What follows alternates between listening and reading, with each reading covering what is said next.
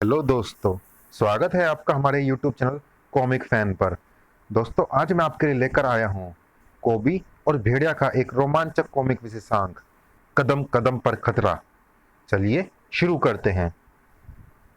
संजय गुप्ता पेश करते हैं कदम कदम पर खतरा, जंगल के जल्लाद कोबी और भेड़िया का एक शक्तिशाली कॉमिक विशेषांक। खतरे कदम कदम पर है। कब, किसका, कहां इन खतरों से सामना हो जाए ये कोई नहीं जानता। वुफ वुफ, ग्रर, हुश हुश। किसी भी खतरे का परिणाम कोई नहीं जानता, केवल उससे जूझना ही खतरे का हल है। मगर शायद उस जंगली को अपनी मौत सामने नजर आ गई थी, इसीलिए भौचक्का खड़ा था। लेकिन ऐसे नरभक्षों के लिए भी कदम कदम पर खतरा था। भेड़िया का धम, ग्रर। प्रकृति ने जंगल में तुम्हारे भोजन की खूब व्यवस्था की हुई है। धाड़, गुर्र, थड़। भेड़िया इंसानों को तुम्हारा भोजन नहीं बनने देगा, भाग जाओ। भेड़िया बहुत समय खराब हो गया, मुझे फूजो बाबा को फौरन एक महत्वपूर्ण सूचना देनी है, लेकिन उछल कर गिरने के कारण अब मैं चलने में असमर्थ हूँ। फूजो बाबा, चलो मैं शीघ्र तुम्हें वहां पहुंचा दूं। शायद अब मैं समय पर पहुंच जाऊंगा। भेड़िया ने उसे समय पर पहुंचाया। तुम, उत्तर की ओर से जहरीले सून मच्छरों की आंधी उड़ी आ रही है, जो थोड़ी ही देर में पूरे जंगल में फैल जाएगी। फूजो ने उसके पांव की मोच को ठीक किया। और मेरा काम खत्म हुआ, मैं जाता हूँ। ये कौन था बाबा? और ये सून मच्छरों की आंधी क्या बला है? रहस्यमय सून मच्छर, जो टिड्डी दल की तरह आंधी बनकर आते हैं और मौत की दहशत फैलाकर चले जाते हैं। इनके काटने से जीवित प्राणियों को लकवा मार सकता है। बड़े कानों वाला ये जंगली कौन था? इसके बारे में मैं तुम्हें विस्तार से बाद में बताऊंगा भेड़िया। पहले हमें फौरन सून मच्छरों से जंगल को बचाने का इंतजाम करना होगा। फूजो ने नगाड़ा बजाना शुरू किया। जंगल की यह संचार व्यवस्था बड़ी अचूक है। ढम ढम ढम, जो जंगल से कबीले दर कबीले होती हुई फैलती है। ढम ढम ढम, फूजो बाबा का नगाड़ा संदेश। जंगल पर सून मच्छरों का खतरा, नीम के पत्तों का धुआं उड़ाओ। संदेश आगे भेजो। ढम ढम ढम, संदेश आगे प्रेषित करने के साथ ही शुरू हो गया सून मच्छरों से बचाव का अभियान।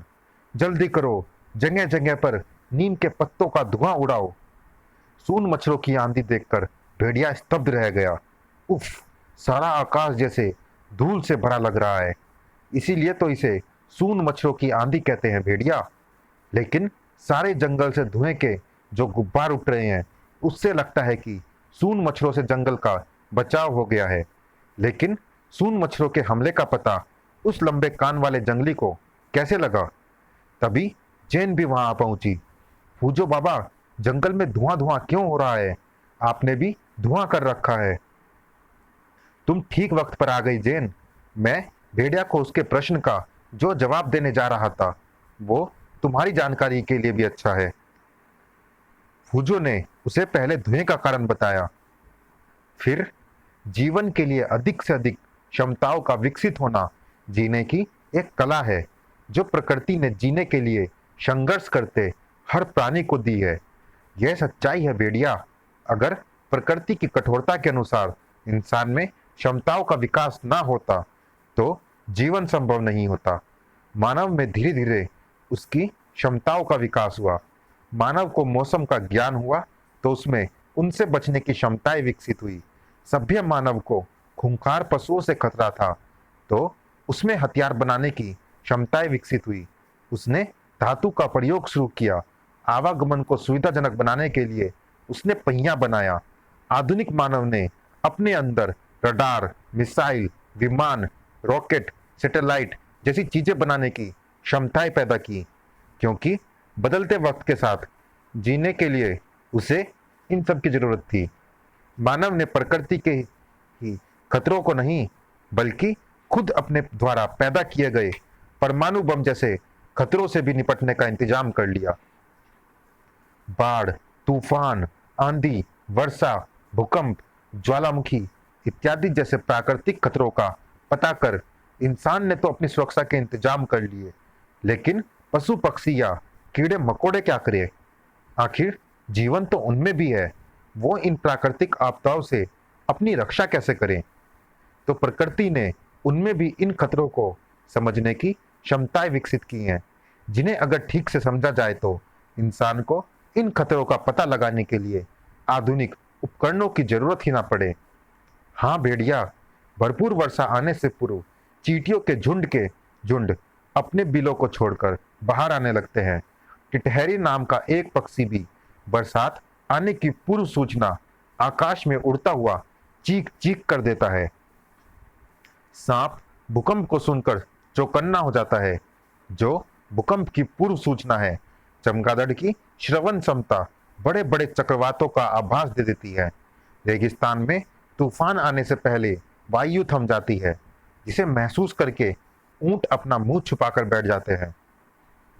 पशु पक्षियों या कीड़े मकोड़ों की इन आदतों और संकेतों को तो मैं भी समझ सकता हूँ, लेकिन कुछ संकेत ऐसे हैं जिन्हें ना मैं समझ सकता हूँ, ना हमारे आधुनिक यंत्र, ना पशु पक्षी और ना कीड़े मकोड़े। इन्हें कॉस्मोस साउंड कहते हैं। प्रकृति की इन गूढ़ ध्वनियों कॉस्मोस साउंड को सुनने और समझने की क्षमता सिर्फ कर्णधारी औजाओं में है। वो लंबे कानों वाला जंगली वही था भेड़िया। इन्हें जंगल का मौसम विभाग ही कहना होगा। कहते हैं इन्हें पृथ्वी पर अचानक आ धमकने वाले खतरों की ध्वनि कुछ घंटों, दिनों या महीने पहले ही सुनाई पड़ जाती है। कमाल की क्षमता है। हाँ भेड़िया, पहले तो ये अपनी इस क्षमता का प्रयोग केवल अपने कबीलों की रक्षा के लिए ही करते थे, पर मेरे संपर्क में आने के बाद अब ये पूरे जंगल की ही नहीं, पूरी पृथ्वी की रक्षा के लिए सूचनाएं देने को तत्पर हैं। हमारे वैज्ञानिक इनकी अद्भुत क्षमताओं को कोरा अंधविश्वास मानते हैं, जबकि मैं जानता हूं कि इनकी भविष्यवाणी कभी गलत नहीं होती। नमूना तुम देख ही चुके हो। अगर वो कर्णधारी ओजा मुझे सून मच्छरों के हमले के बारे में ना बताता तो ना जाने कितने लोग उनकी चपेट में आ जाते। इस जाति की अद्भुत विशेषता का तो सारी दुनिया को लाभ उठाना चाहिए। ये तो खोज का विषय है फूजो बाबा।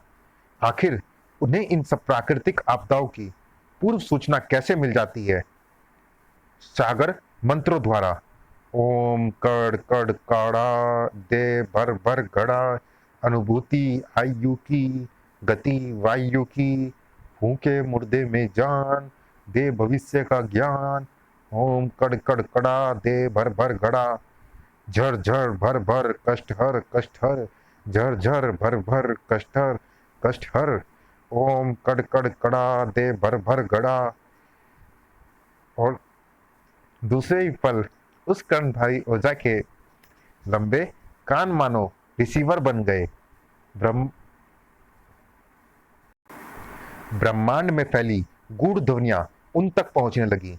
अब कर्णधारी को ब्रह्मांड में फैली उन गूढ़ ध्वनियों को समझना था, क्योंकि ये ध्वनियां किसी तूफान, चक्रवात, वर्षा, अत्यधिक ग्रीष्म व शीत, बाढ़, भूकंप, भूस्खलन या ज्वालामुखी फटने के भावी संकटों की थी।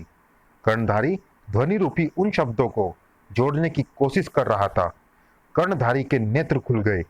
ओह, उत्तरी छोर से बवंडर असम की ओर कूच कर चुका है। समय सूर्यास्त का होगा।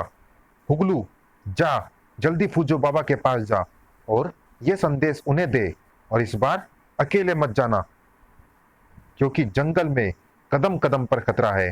हूब हूब हूब हूब, कहीं जानवरों का तो कहीं नर पशु कोबी का। आओ, ए भाग जा, छुप जा, खतरा है। अरे, आवाज देने पर भी नहीं रुक रहे, ऊपर से धमकी देता है कि मुझे इनसे खतरा है। कुपित हो उठा कोबी, अभी रोकता हूं।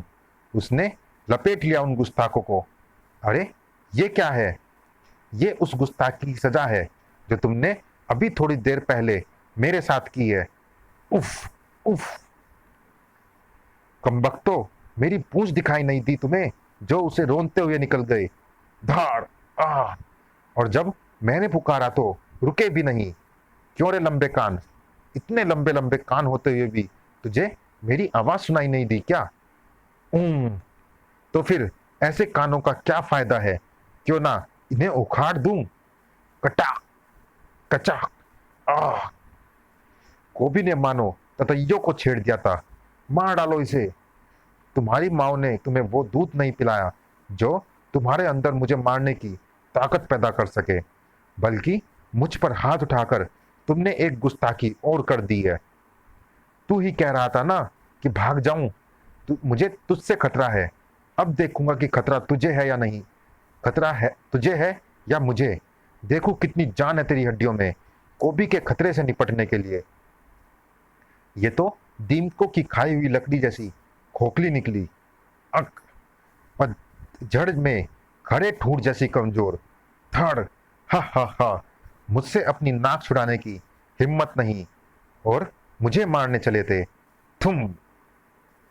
आइंदा देखकर चलना कि रास्ते में पूंछ पर पांव ना पड़ जाए और मुंह से गलत बात ना निकले। ची ची ग्रर। हनु फूजो बाबा को वहां ले आया था। ओह, ये तो कर्णधारी है। कोबी ने इन्हें बुरी तरह से घायल कर दिया है। हुगलू, मुझे बताओ कि कोबी से तुम्हारा झगड़ा क्यों हुआ था? आह, हाँ, हम तो तुम्हें आने वाले बवंडर की सूचना देने आ रहे थे, लेकिन उस शैतान ने, जिसे तुम कोबी कह रहे हो, इनका ये हाल कर दिया। मदद करने का अच्छा फल मिला हमें। हुगलू, उफ, क्या हुआ तुम सबको? कर्णधारी ओझा सांसी। सब कुछ सुनकर सांसी गुस्से से लाल पीला हो उठा। ओह फूजो, इसका मतलब तुम उस शैतान कोबी को जानते हो। फूजो, तुम्हें उसे हमारे हवाले करना होगा। हम उसे मृत्यु दंड देंगे। क्रोध मत करो सांसी। जो हुआ उसका मुझे दुख है। कोबी की मनमानियों से हम खुद भी परेशान हैं, लेकिन वो अद्भुत है, शक्तिशाली है, चमत्कारी है। कुदरत का अजीब व गरीब करिश्मा है। उसकी मनमानियों को रोकने के लिए हम उसे दंड नहीं दे सकते, क्योंकि वो पशु बुद्धि है। उसे किसी भी तरह से समझाया नहीं जा सकता। वो एक पागल बदमस्त हाथी की तरह है, जिसका रास्ता की रोकने की कोशिश करने वाला खुद मुसीबत में फंस जाएगा। शायद इस जंगल के सारे कबीले एक होकर भी उसकी चमत्कारी शक्तियों का मुकाबला न कर पाए। ऐसे प्राणी को बल से नहीं, बुद्धि से वश में किया जाता है। तुम हमारे सामने उसकी शक्तियों का बखान मत करो फूजो। अभी हमारी शक्तियों को कहाँ देखा है तुमने, पर अब देखोगे। हाँ फूजो, अब देखोगे तुम भी और तुम्हारी जंगल की दुनिया भी, वो शैतान कोबी भी। हमें इस जंगल की रक्षा करने का जो इनाम मिलना था वो मिल गया।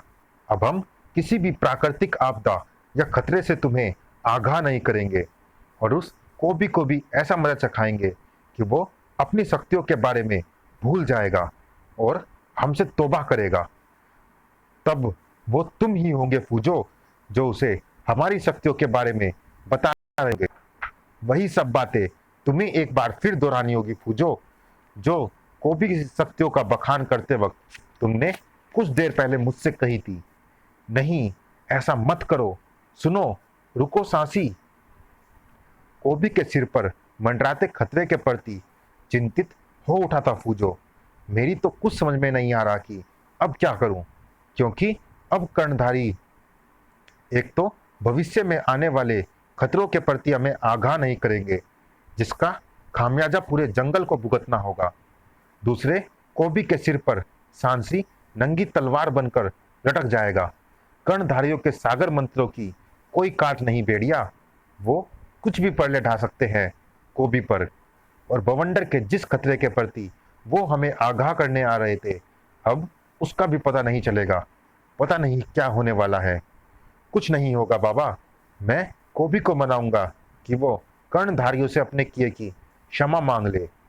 अगर ऐसा हो गया तो समझो कि उस पल सूरज पश्चिम से उदय होगा और शेर घास खाना शुरू कर देंगे।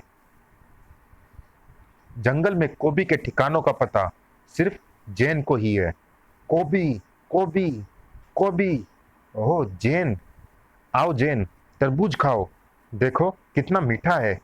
खूब पेट भरकर खा लो कोबी, ताकि तुम्हें भूखे पेट मरने का मलाल न रहे। क्या मतलब? किसकी मौत आई है जो कोबी को मारेगा? उसका नाम प्रकृति है, जिससे कोई टक्कर नहीं ले सका। तुमने कर्णधारियों को नाराज कर प्रकृति के खतरों के असर को बढ़ा दिया है। ये वो खतरे हैं जिनसे कर्णधारी समय रहते फूजो बाबा को सावधान करते थे, और फूजो बाबा सारे जंगल को, जिससे जान माल की कम से कम हानि होती थी। पर अब ऐसा नहीं होगा, और ये तुम्हारी वजह से होगा। तुम अपनी शक्ति के मद में चूर होकर पागल हो गए हो। अच्छा भला मीठा तरबूज खा रहा था, पर तुम्हारी नीम जैसी बातें सुनकर मुंह कड़वा हो गया। कोबी, ये सब नहीं चलेगा। मैं ये कहने आई हूं कि ये सब नहीं चलेगा। कोबी, मेरे साथ चलो। अरे वाह, गिरेबान पकड़ कर ले जाओगी? दादागिरी है क्या? पहले गिरेबान छोड़ो, फिर बात करो। वास्तव में तो तुम्हें नकेल डालने की जरूरत है कोबी, लेकिन इस वक्त मैं बहस में नहीं उलझना चाहती। लो, तुम्हारा गिरेबान छोड़ दिया, अब चलो। पर कहाँ? कर्णधारी ओझा सरदार सांसी के पास, अपने किए की क्षमा मांगने। हा हा हा, छुड़ा देना मेरी हंसी।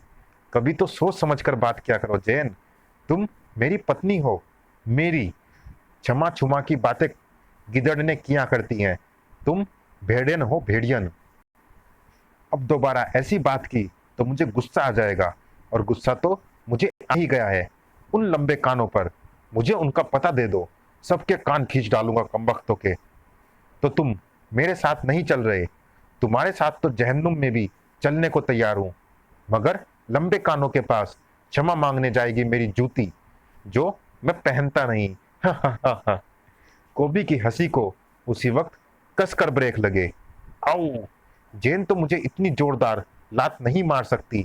कौन है बे? गिरकर उठ भी नहीं पाया था कोबी की। उफ! इस बार कोबी का भेजा आउट हो गया। टुकड़े कर दूंगा जो मुझ पर हाथ उठा रहा है। निगाहें उठाई तो भौचक्का रह गया कोबी। हैरानी से मुंह खुल गया था जेन का भी। ये क्या? ये ठूंठ जिंदा प्राणियों की तरह कोबी पर प्रहार कर रहे हैं। पेड़ों के ठूंठ जिंदा कैसे हो गए? आऊं! मेरे सागर मंत्रों की बदौलत। हा हा हा। अब पता चलेगा उस कोबी को हमारी ताकत। मंत्रों का उच्चारण और तेज करता हूं, ताकि ठूंठों का हमला भी और तेज हो जाए। सांसी का चेहरा मंत्रोच्चारण की तीव्रता के साथ ही रক্তিम होता चला गया। चप चप चपर, शमशान की हड्डी, फूट दे ठोक, तोड़ तोड़ हड्डी, खप खप खपर, जिस्म बींद बींद, मृत्यु तेरे सिर पर, रक्त बींद बींद बींद। ठूंठों का हमला तेज होने वाला था, मगर खतरे को भांप नहीं रहा था वो जंगली। तोड़ डालूंगा, उखाड़ डालूंगा। मगर ठूंठ तो खुद ही टूटने लगे थे।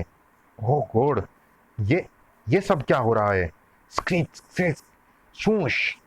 ये सारे ठूंठ आक्रामक ढंग से कोबी की ओर उड़ रहे हैं। स्क्रीच! कोबी को सावधान करने के लिए जेन अपनी पूरी ताकत से चिल्लाई थी, बचो कोबी! लेकिन सब व्यर्थ गया। कोबी के मुंह से भयानक हुंकार छूट पड़ी। खच खच! उफ! पुनः गला फाड़कर चिल्लाई जेन। कोबी! कोबी की हालत देखकर सांस जैसे उसी की रुक गई थी। महाभारत के भीष्म पितामह की तरह गिर पड़ा था कोबी। हुम्फ! उफ! ये जरूर कर्णधारी ओझाओं का मारन हमला है। वो कोबी से बदला ले रहे हैं, लेकिन वो नहीं जानते कि वो कितना बड़ा अनर्थ कर रहे हैं, हत्या कर रहे हैं। जंगली खूंखार पशु मारना या मारना जानता है। जंगली खूंखार पशु मरना या मारना जानता है, क्योंकि सोचना उसकी प्रवृत्ति नहीं। सोचता सिर्फ इंसान है, जो कि कोबी नहीं है। उन्हें कोबी की हत्या करने का कोई हक नहीं। तुम्हें कुछ नहीं होगा कोबी, तुम्हें कुछ नहीं होगा। मेरे शरीर पर कोई भी घाव हो तो वो तुरंत भर जाता है, लेकिन ये ठूंठ जब तक मेरे शरीर में धसे रहेंगे, मुझे भीषण पीड़ा का एहसास कराते रहेंगे। चलिए दोस्तों, इस भाग में इतना ही। ये रोमांचक कॉमिक जारी है, अगले भाग में भी मिलते हैं इसी कॉमिक्स के अगले भाग में। तब तक के लिए धन्यवाद।